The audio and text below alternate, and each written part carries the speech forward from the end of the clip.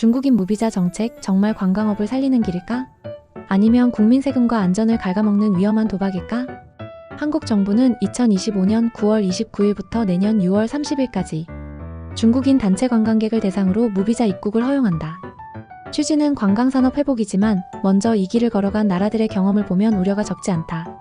태국은 무비자 시행 직후 중국인 관광객이 급증해 2024년 상반기에만 350만 명이 넘게 들어왔다.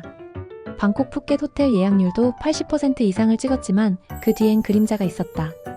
무비자로 들어온 일부가 전화금융 사기 불법 노동에 연루됐고 불법 체류도 급증했다. 말레이시아도 관광 수입은 늘었지만 농장 공장으로 숨어든 불법 체류자가 늘면서 단속 부담이 커졌다. 세르비아는 EU로 넘어가는 중국인 불법 입국 루트가 되면서 결국 비자 정책을 수정해야 했다. 한국도 똑같은 위험에 놓여 있다. 더 심각한 건 한국은 태국이나 말레이시아보다 경제력이 훨씬 크다는 점이다.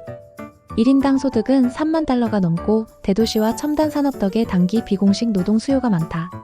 중국인 입장에서 보면 태국 말레이시아보다 한국에서 불법 체류를 하는 게 훨씬 큰 이익이다.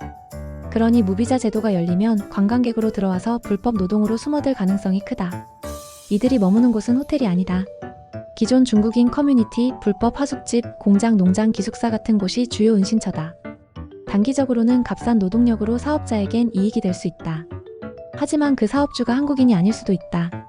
실제로는 중국계 사업장이 불법 체류자를 고용해 이익을 챙기는 경우가 많아 한국 사회 전체에는 돌아오는 이익이 거의 없고 오히려 세금 부담만 커지는 구조가 된다. 세금도 안 내고 안전사고와 범죄 위험은 커지고 단속 추방 비용은 전부 국민 세금으로 충당해야 한다. 특히 국민들의 불안은 치안 문제와 직결된다.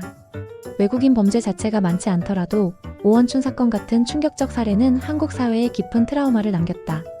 피해자를 잔혹하게 살해하고 시신을 300조각 넘게 훼손한 그 사건은 단순한 개인 범죄를 넘어 외국인 범죄는 공포라는 인식을 굳혔다.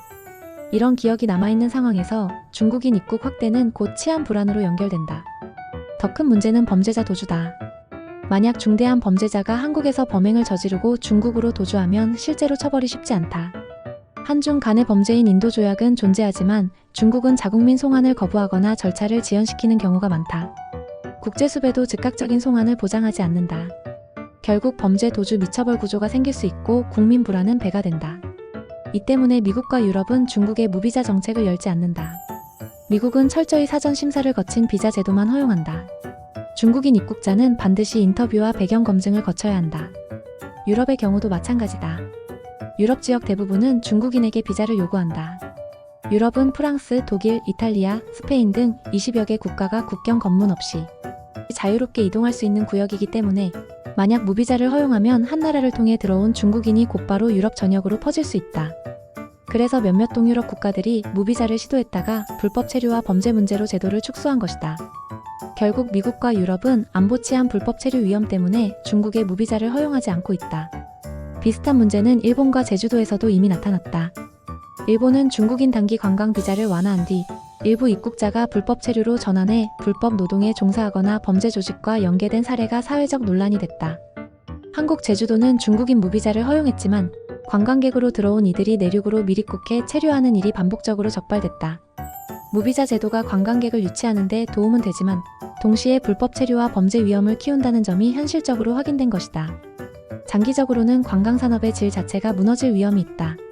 관광업을 진짜 살리고 싶다면 단순히 숫자를 늘리는 것이 아니라 양질의 관광객을 유치하고 장기 신뢰를 쌓는 전략이 필요하다. 단기 유입보다 장기 신뢰, 양보다 질. 이 원칙이 빠지면 무비자 정책은 관광업 회생책이 아니라 국가 리스크가 된다. 저는 전문가는 아니지만 상식을 깊이 있게 생각하고 싶은 사람입니다. 그리고 함께 생각해볼 만한 주제가 있다면 언제든 제안해주세요.